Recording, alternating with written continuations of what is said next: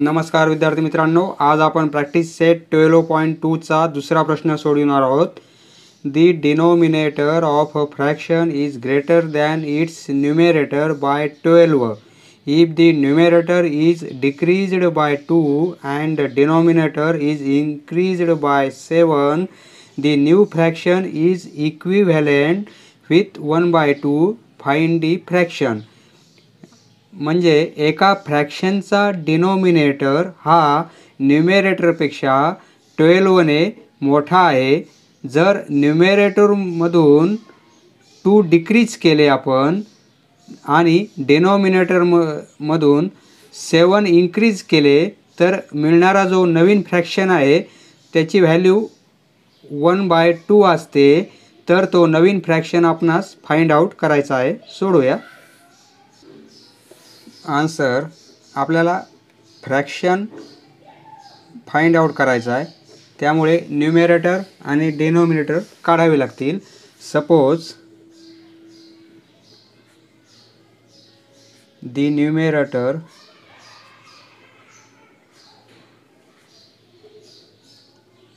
Of the fraction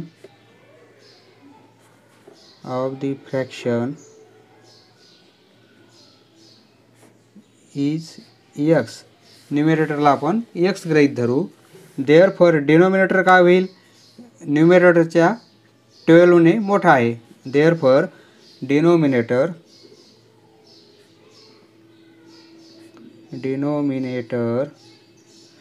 of fraction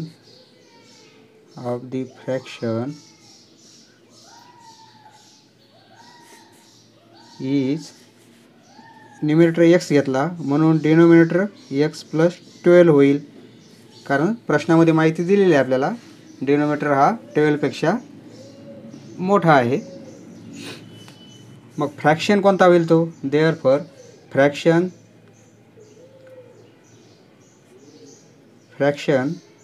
म्हणजे तो अपूर्णांक कोणता होईल? न्यूमेरेटर x आणि डिनोमिनेटर x + 12 हा आपला फ्रॅक्शन तयार होईल. बरोबर आहे. समजा इक्वेशन 1 देऊ याला. Now from given data,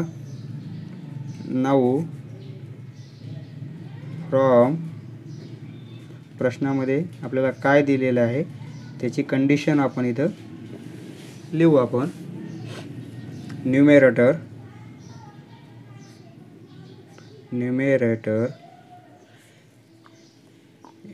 is decreased. ज्यावेळेस numerator decreased by 2 and denominator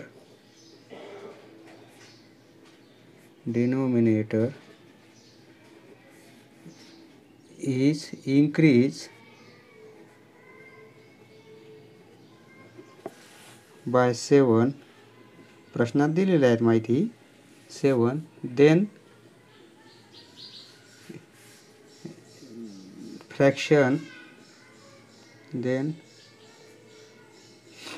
fraction value, फ्रॅक्शनची किंमत इज इक्विव्हॅलेंट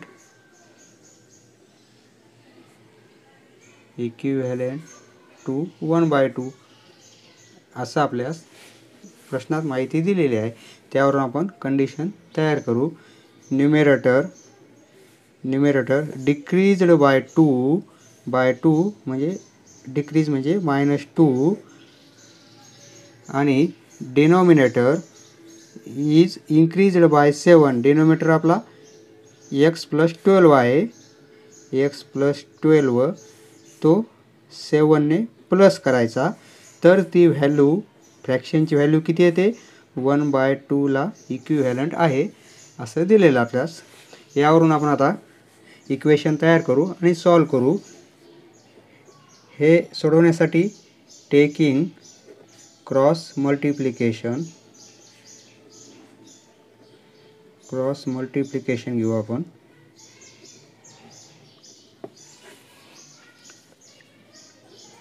2 × x - 2 होईल इक्वल टू 1 × x + हे ॲडिशन किती येईल 12 + 7 म्हणजे x + 19 यानं याला मल्टिप्लाय आणि ह्या टर्मनं याला मल्टिप्लाय इक्वल टू